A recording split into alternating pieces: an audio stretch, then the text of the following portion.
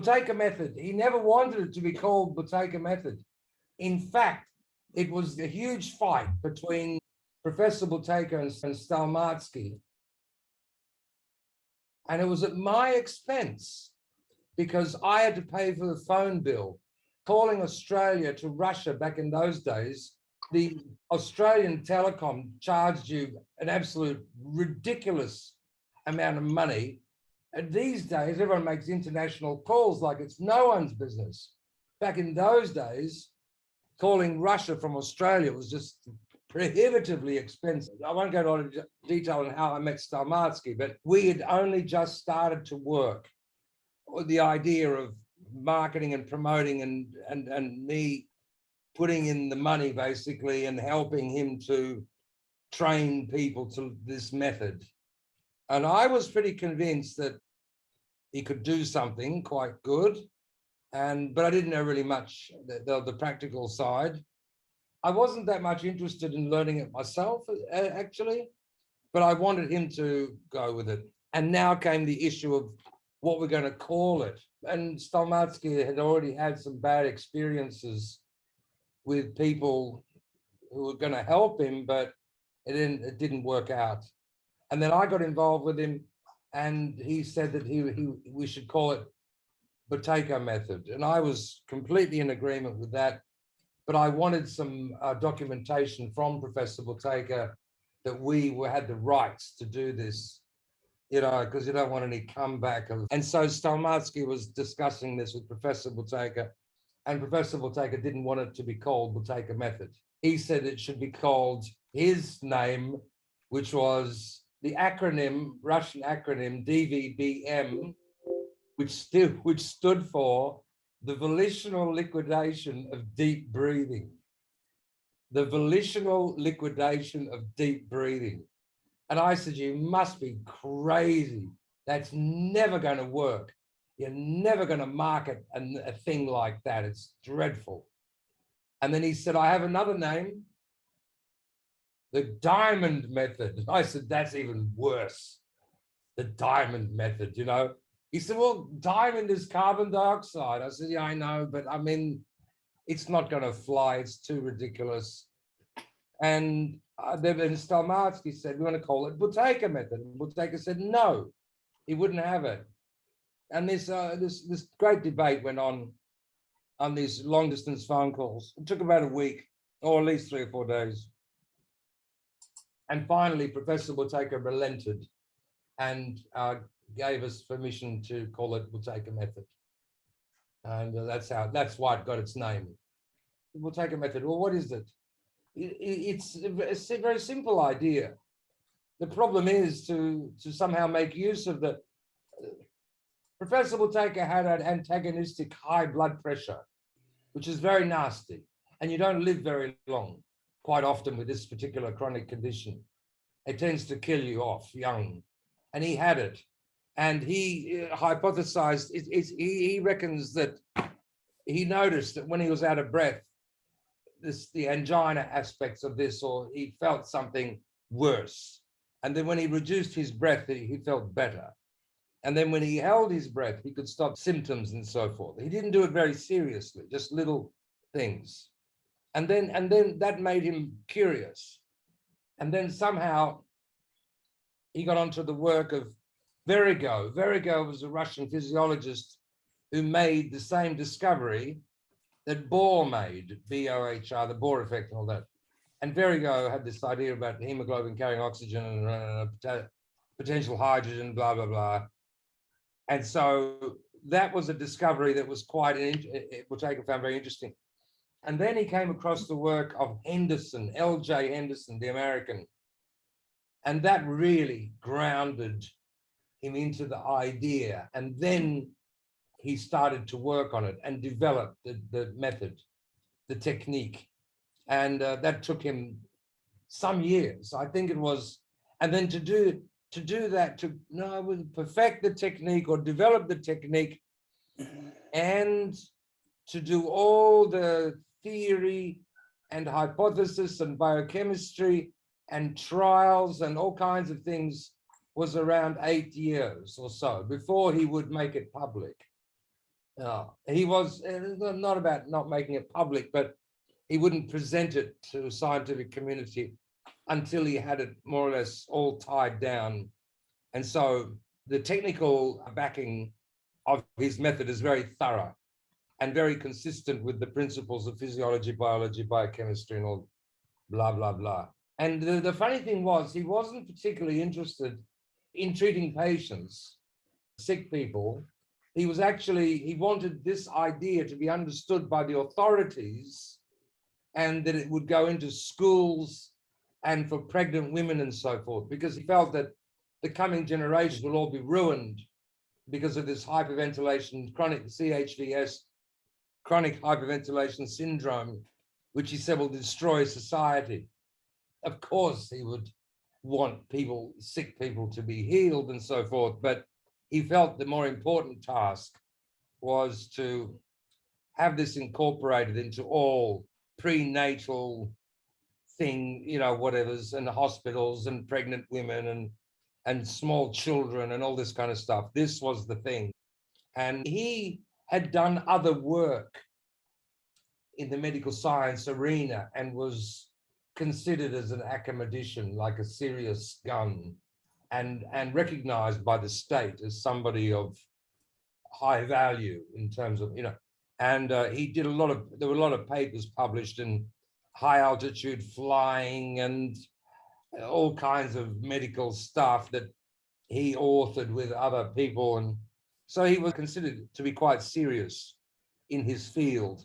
And so because it's a Soviet system, you can't say he's well-to-do, but he was well looked after, put it that way, well looked after. And then he began his, well, of course, he had problems with the medical establishment. He became like a dissident within the medical world. And and he was sort of untouchable a bit because he had very good contacts with the Russian Air Force, military, and space program and all this kind of stuff. So they wouldn't mess with him too much because he was quite superior to a lot of the, what would you call them, more bureaucratic, managerial, medical world. And that's why he stayed in Academicity and Novosibirsk. You couldn't stay there if you weren't somebody of well, that's not true. There are regular people living there as well. But as an academic, you had to be pretty top drawer to be there. And he was well known for interfering in other laboratories and in other fields of science. He'd poke his nose in there and tell them what to do and so forth. So a lot of people were quite annoyed with him. But he actually was very successful in making good assessments, and he had a lot of respect. And his lectures were extremely well attended. His idea, basically, the depth of the breathing, for a whole range of reasons we won't go into right now, meant that the organism was losing too much CO2, and CO2 was essential on many different levels, and that you had to restore the level of CO2. And the most efficient, effective way to do that was through his method of breath holding and breath control and relaxation and understanding how the organism functions and some other rules, bits and pieces. And he set out to demonstrate this with very severely ill patients. And he set out not really to create a protocol on how to treat very ill patients, but more to prove to the authorities that he was a very serious contender and that his ideas around how babies and pregnant women should be dealt with should be implemented and accepted throughout the country. That's what he thought should happen. Well, that's not going to happen because authorities don't work like that.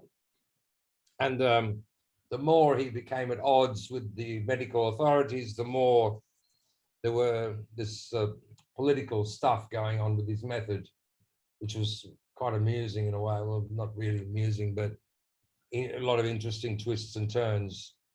Eventually, in the 80s, his approach was designated by the Ministry of Health as the official treatment for asthma and for various hormonal issues. And I'm not sure if it included angina, but it included asthma and these hormonal issues, certain hormonal problems. And that was authorized. I think the minister's name was Petrov, 84 or something. And that became the law. That's the law. His method is the way the government, and it's a communist country, so what they say kind of goes. But they're very clever because they're bureaucrats and there was no implementation. It can be like the law. Everyone gets $10,000, but there's no money. So it was the law. The Buteyko method is the official method for the treatment of those diseases. But no one was taught it. There was no arrangements made. There was no implementation. And so he realized he was not a very good politician. He's a very good scientist, super smart, incredible perceptions and scientific skill or whatever, but he was not a politician. In fact, he was a terrible politician. At one particular stage, through a lot of people helping him out, a lot of support, and finally he got to a meeting and there were members of the Politburo there were all kinds of important people. And Professor Buteyko said, they're all mad and sick from brain vessel sclerosis from deep breathing. That's why, that's their problem, you see. And of course, that didn't go down very well politically. All them mad, deep breathers who've got brain vessel sclerosis. I think everybody must have gone, oh no, that's finished.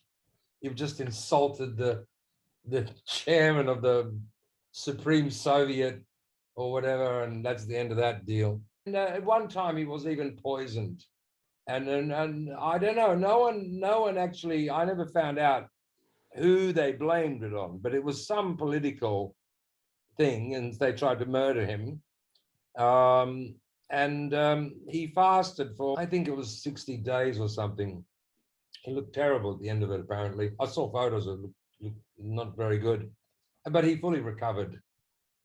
Yes, and so his idea was to change the breathing pattern so as to normalize, to accumulate and normalize the levels of CO2, and this would be the way to reverse disease. He never really ran workshops. That was something that Stalmatsky put together. Stalmatsky was his #1 protege, and Stalmatsky developed the idea of running workshops, and Buteyko, of course, had a system whereby these practitioners would go around following the protocol that Stalmatsky put together. And if they had problems or didn't know what to do, they would call up Buteyko and he would tell them. And so that's how they became skillful. And he didn't really allow someone to become a practitioner until they'd seen a few thousand patients and got lots of, like uniformly good results. And then on the proviso that his initial group of students sort of would have to approve, and then he would allow them to be. I think it took Vladimir, I don't think he got a red diploma on until 7 years or something. I got a red diploma after 5 or 6. You got to see quite a few people. You've got to see quite a few patients. And it's funny because even the things that we disagreed with him on, he turned out to be right. Everything he said, because in Australia, the idea was that we would focus on asthma because you get very quick results with asthma. You can just make overnight or just in a couple of days. It was quite dangerous in those days. It's quite illegal kind of to be promoting to treat a disease like asthma. You go to jail, And so we didn't, because the patients got better. And then you got a few news articles, and then you're interviewed, and then there's some sort of like thing going on, and then somehow you're no longer in jeopardy. But in the beginning stages, we got our break, I guess. I'm not sure if you guys are familiar with it, but I think the Americans will be, the Australians, and I think you got the same thing in Ireland, the UK as well. But there's a program called A Current Affair, and that's, I think, a franchise of something from the US. Their format is to interview politicians, to expose fraudulent business people, all kinds of sort of journalistic stuff for the television meat market, if you will. And they came to our clinic, and I thought, well, they're going to do an expose on the Buteyko method, and it wasn't going to be positive. It was going to be obviously negative, because there'd been a lot of complaints which were ginned up by the Asthma Foundation and these other people. And it was just by luck. It was just by luck that the guy who was they charge into the clinic with the cameras on their shoulders, and they shove a microphone in your face and say, "Are you a doctor?" And no, you can't really explain yourself, and then everything gets cut up and on the editing floor, and then you're just turned into a complete crook, you know. And it just so happened that one of the little workshop was being done there, and the presenter or the chief journalist who was doing this thing recognized someone in the group and said, "Don't you know that this is a fraud?" And the guy said, "No, it's not. I'm doing really well. My asthma is much better only after 3 days." And the guy's like, turned around to the cameras and said, "Stop, stop, stop. Wait. What? We've been told by Asthma Foundation and this professor from this hospital, these fraudulent crooks are stealing money from vulnerable asthmatics." And then Stalmatsky said, "Well, look, why don't you take all our patient forms and call all our students and find out for yourself," which is quite improper. You can't divulge that sort of information to a stranger. So anyway, we came to an arrangement so that they could come to the clinic, and then they could contact all of our patients, which they did. And then they realized that we weren't the frauds. The Asthma Foundation were the frauds. So they decided they just turned their guns on somebody else, you know. And so it was supposed to be a story of this Russian crook and this other crook, a local crook, peddling some ridiculous theory, which is not helpful and very expensive to vulnerable asthmatics, and it could be dangerous for them. That was going to be the story. And of course, we'd end up in jail or fined or something dreadful. And the reverse happened. It was a 3-part series. And that's how the method became known in Australia. And that's how I was fortunate to see thousands of students, and under the auspices of Alexander Stalmatsky. And the method is not really for asthma particularly.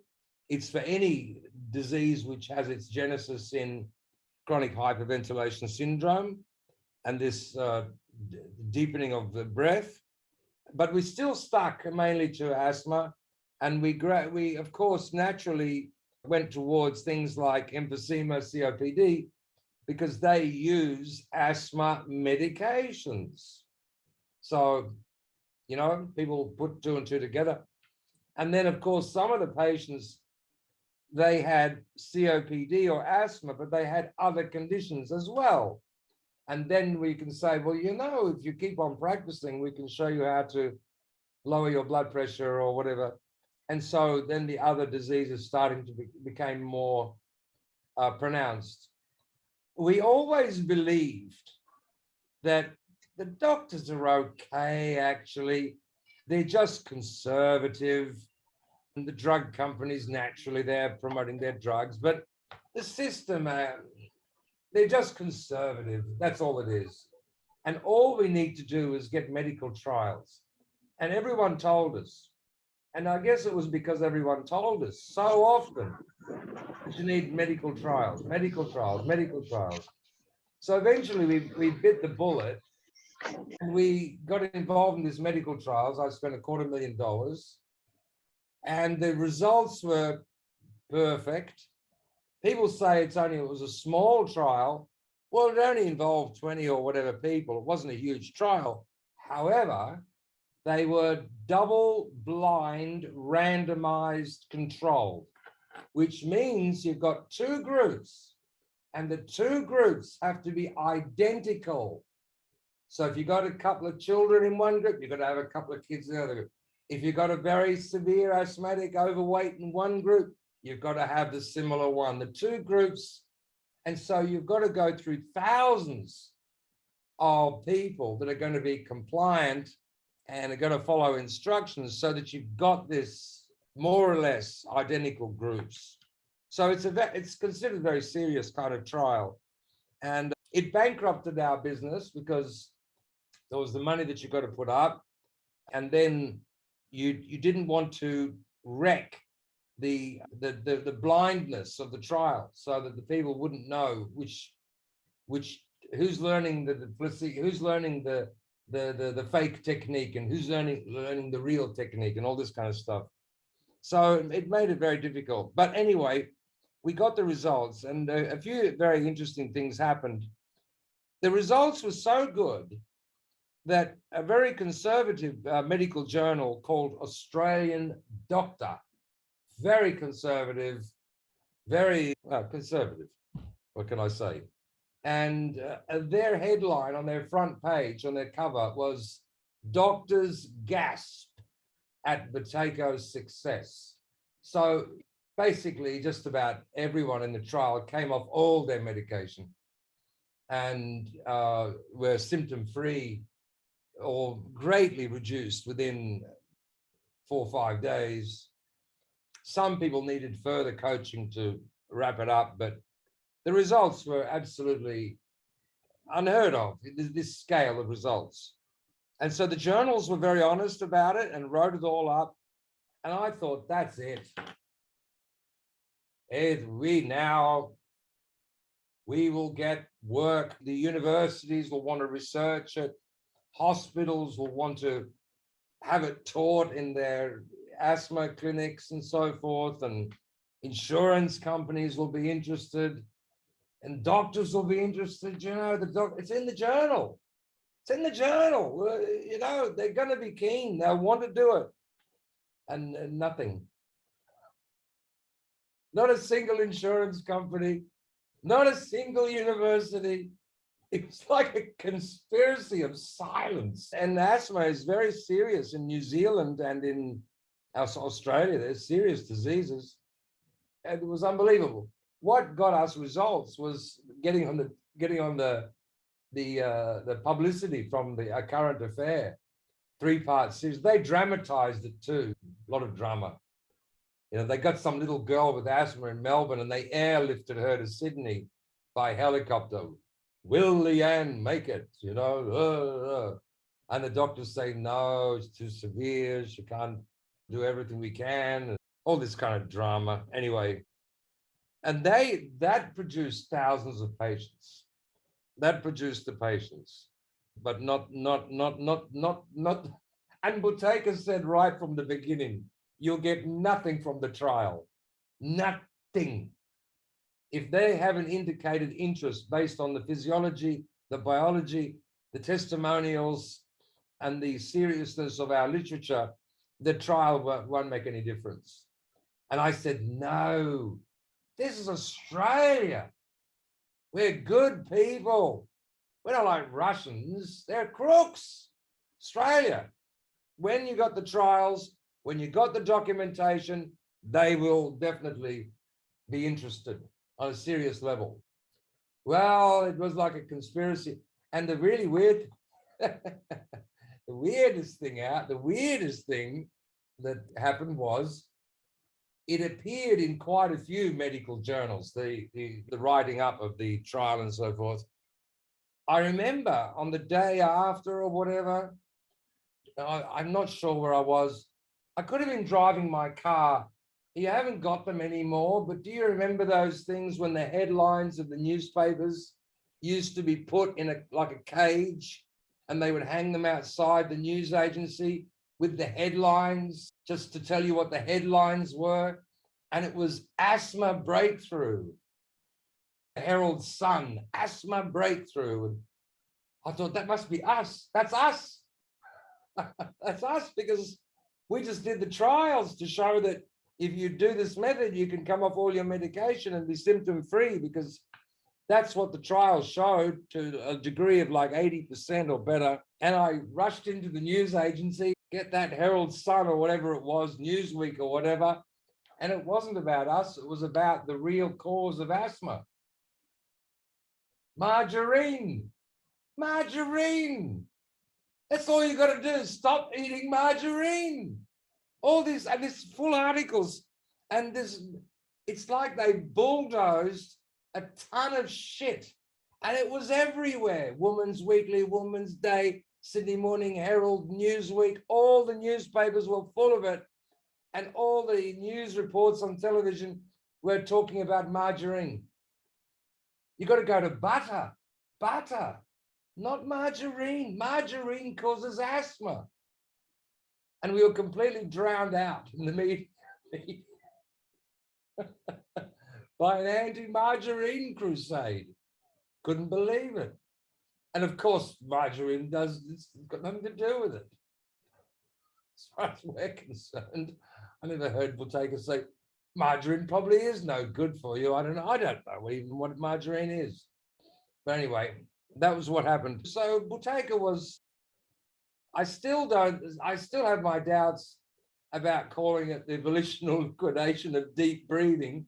But now that time might be changing, when that name may make more sense. But it wouldn't surprise me if it's probably a better name than calling it Buteyko method, because he initially didn't approve of it. And it was Stelmatsky who twisted his arm. That was, it started off in about 89 or 1990 or something around that area. So it's been going a few years. I was wondering, Chris, if you'd say, what does CO2 do for asthma, mechanically speaking? It dilates the bronchivessels. Asthma is a disease, which is not really a disease in the sense that what people think of, the way they think about diseases. It's not something wrong with a person. It's their defensive mechanism. They breathe too deeply. They breathe too much. And the body responds, trying to prevent this by constricting the vessels. And there's many vessels, bronchivessels and blood vessels and heart vessels, and this vagus nerve system and all this. It's not as simple as I'm saying, but what I'm saying is basically correct. That the vessels spasm, which is an asthma, and that's what an asthma is, spasming of vessels in response to a low level of CO2, and it's a defensive mechanism. And it's the second primary defense mechanism, the first one being a blocked nose, the second one being bronchivessels, which constrict.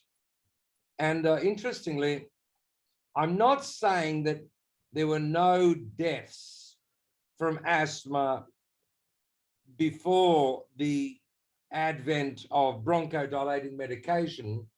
But what I am saying is there's no recorded deaths. There's no deaths in the literature, in medical literature, no discussion points or articles about cause of death being asthma until the introduction of bronchodilating medications.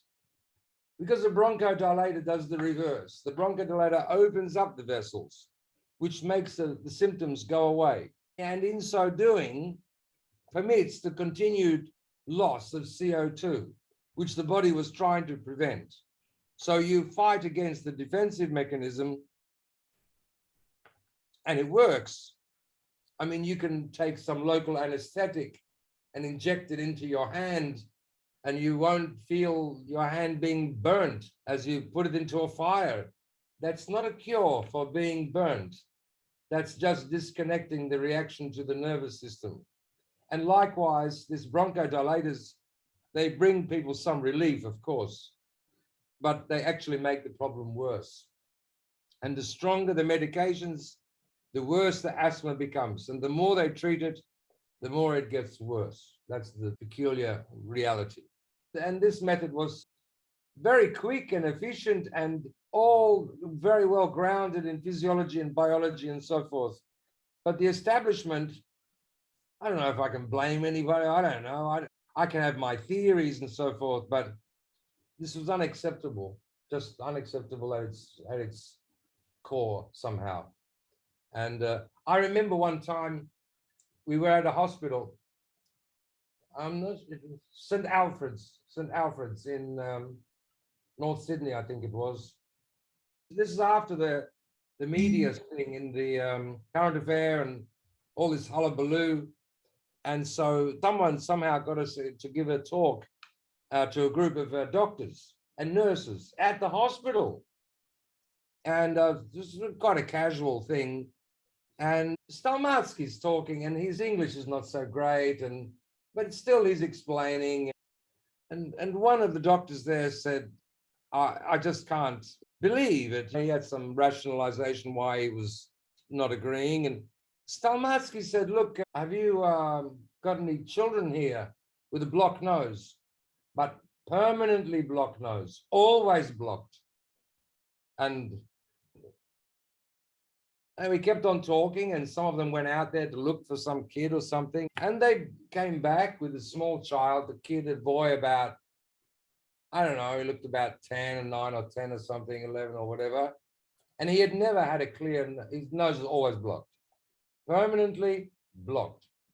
And Stalmatsky said, look, any treatment you can give for him.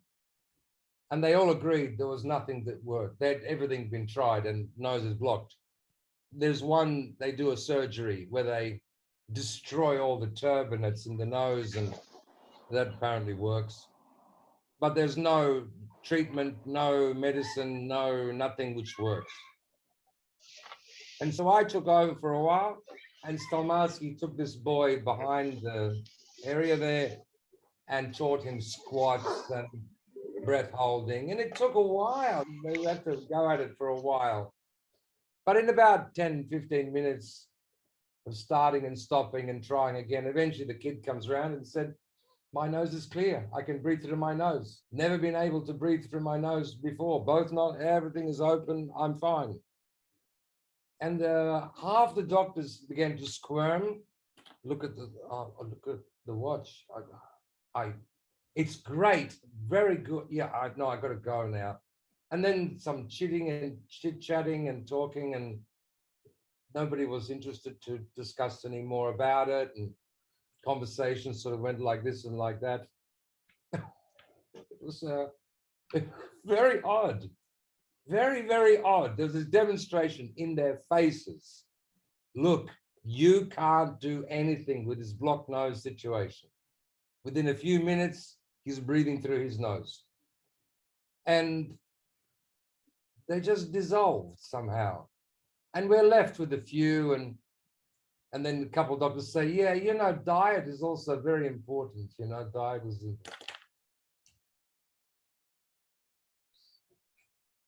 these people,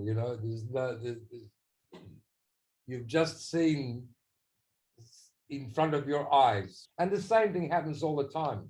They've been taught to be superior, and that's it. This effortless superiority.